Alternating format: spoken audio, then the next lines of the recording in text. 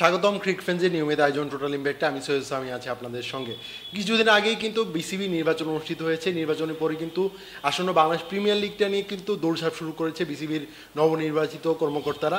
BPL এর কমিটির chairman হয়েছেন আমিনুল ইসলাম বুলবুল, বাংলাদেশ ক্রিকেট বোর্ডের চেয়ারম্যান। এর মধ্যে কিন্তু বেশ কিছু দৃশ্যমান কিন্তু অগ্রগতি চোখে পড়েছে। এগুলো নিয়ে কথা বলার জন্য হাজির হয়েছে আমার সঙ্গে আছেন মোহাম্মদ সাদমান।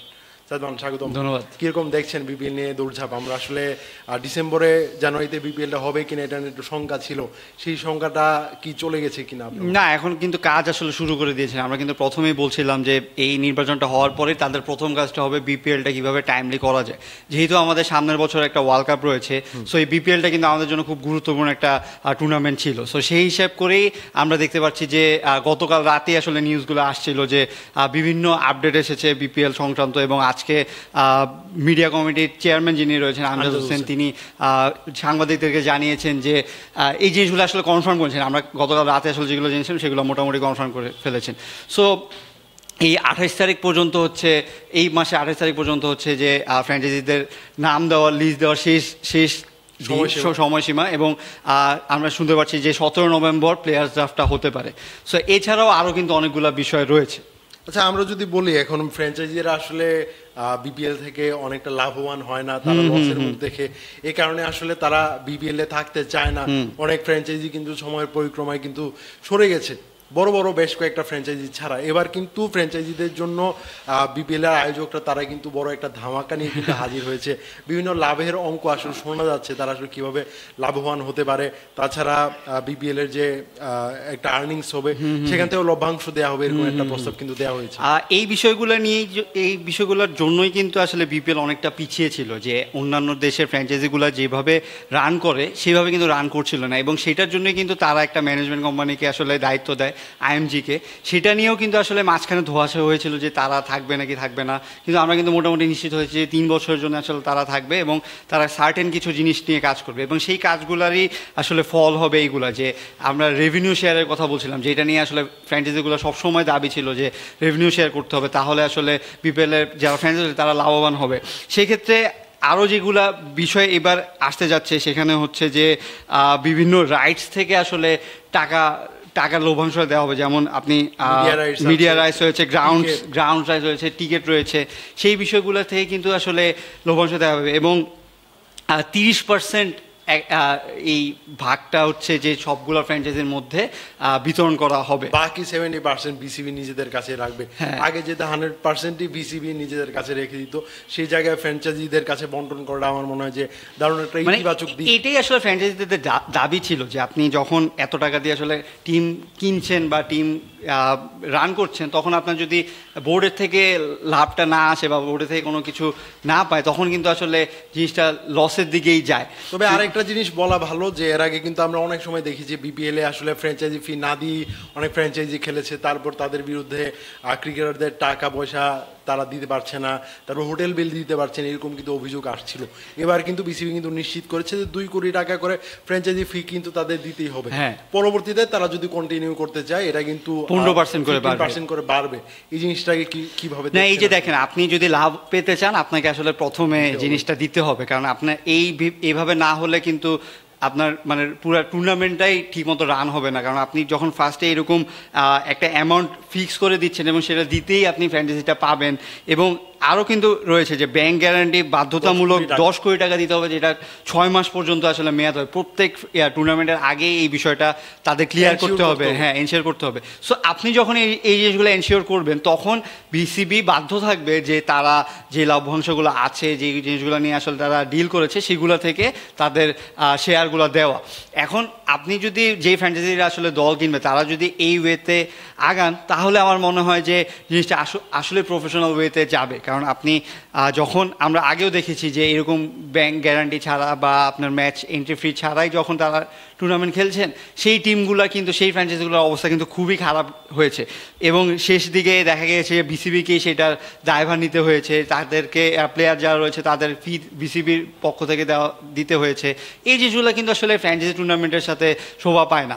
আর আমরা আসলে কিন্তু অনেক পিছিয়ে রয়েছি। সেই জিনিসটা থেকে যদি মানে উত্তরণ করতে চাই তাহলে কিন্তু এই জিনিসগুলো বাস্তবায়ন করতে হবে। এখন যে প্ল্যানটা রয়েছে সেই প্ল্যানগুলোর বাস্তবায়ন আসলে জোরালোভাবে করতে হবে। আর বিপিএলটা যেই টাইমের মধ্যে হচ্ছে ডিসেম্বর জানুয়ারি, এই টাইমে কিন্তু SA-20 চলবে, তারপর IL-T20 চলবে।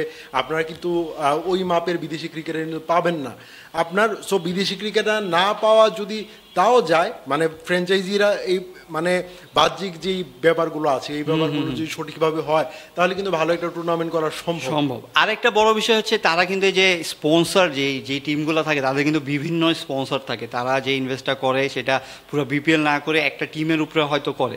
আপনি যখন সেরকম করবেন এবার কিন্তু তাদের জন্য একটা বড় সুযোগ রয়েছে, যেই টাকাটা আপনি অ্যামাউন্টটা পেতেন সেটা বাড়িয়ে নেওয়ার। কারণ আপনি দেখবেন যে প্রত্যেক ম্যাচে 30 মিনিট করে আসলে প্যারামিটার বোর্ডে হচ্ছে তাদের স্পন্সরদের বিজ্ঞাপন চালানো হবে। 15 মিনিট আমি একটু ক্লিয়ার করে দিই, মানে 4 ছক্কা বাউন্ডারির পাশেই যে গোল বিজ্ঞাপন বোর্ডগুলো থাকে এখানে বিজ্ঞাপনটা প্রচার করতে পারবেন তাদের ফ্র্যাঞ্চাইজি। সো আপনি যখন একটা ফ্র্যাঞ্চাইজির স্পন্সর করছেন বা একটা ফ্র্যাঞ্চাইজিতে আছেন, আপনি শুধু জার্সিতে বা ক্যাপে আপনার যেই অ্যাডভার্টাইজমেন্টটা হচ্ছে সেটা যখন আপনার 15 মিনিট আপনি আপনার বোর্ডে পাবেন, সেটা কিন্তু আপনার জন্য খুবই লাভের বিষয় এবং সেটার জন্য কিন্তু তারা বেশি অঙ্কের টাকাটাও নিতে পারবে।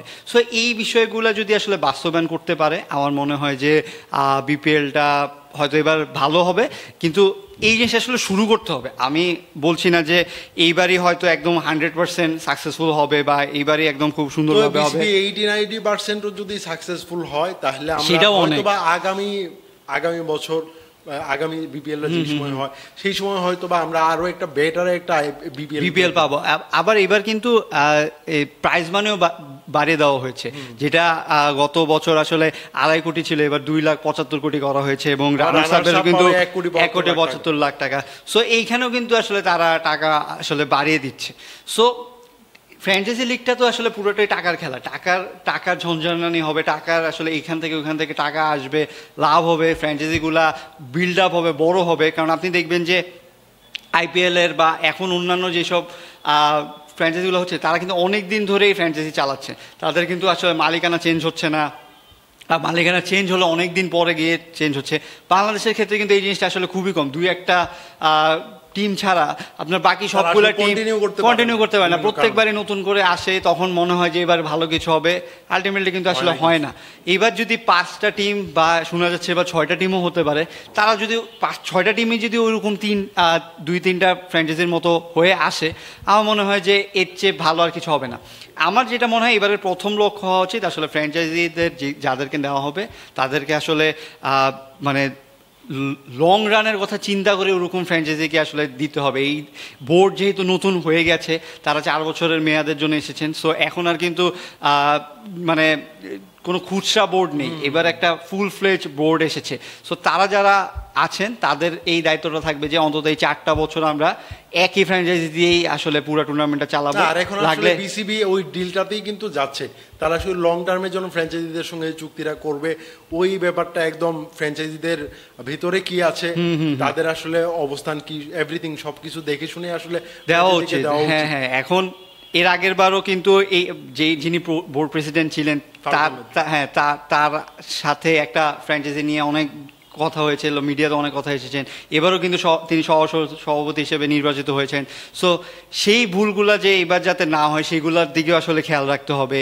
যেহেতু বোর্ড প্রেসিডেন্ট যেহেতু আমিনুল ইসলাম বুলবুল হয়েছেন, তিনি এই বিপিএল এর দায়িত্বটাও নিয়েছেন, সো তার উপরে কিন্তু চাপটা বেশি, হ্যাঁ দায়িত্বটাও বেশি। সো আমার মনে হয় যে তিনি যেভাবে আইসিসিতে আসলে কাজ করে এসেছেন তিনি কিন্তু জানেন যে কোন জায়গায় কীরকম করলে আসলে কতটুকু ভালোভাবে হবে।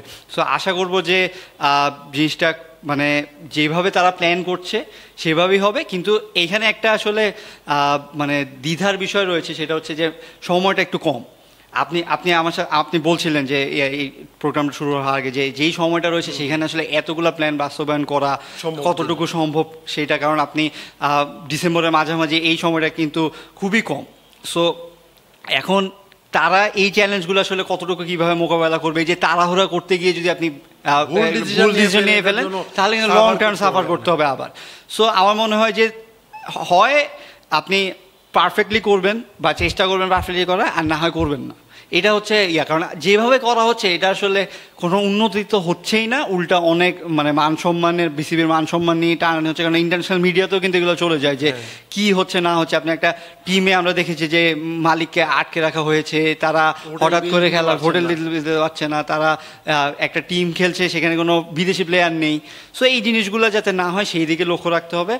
যেইভাবে প্ল্যান করছে সেইভাবে যদি আমরা যেটা বলছিলাম যে 80-90%ও বাস্তবায়ন হয়, আমার মনে হয় যে একটা ভালো টুর্নামেন্ট হবে। ধন্যবাদ সাদ্দাম, আমাকে সময় দেওয়ার ধন্যবাদ। জন্য। দর্শক, ক্রিক ফ্রেন্ডজি নিয়মিত আয়োজনে আমাদের সঙ্গে থাকার জন্য ধন্যবাদ।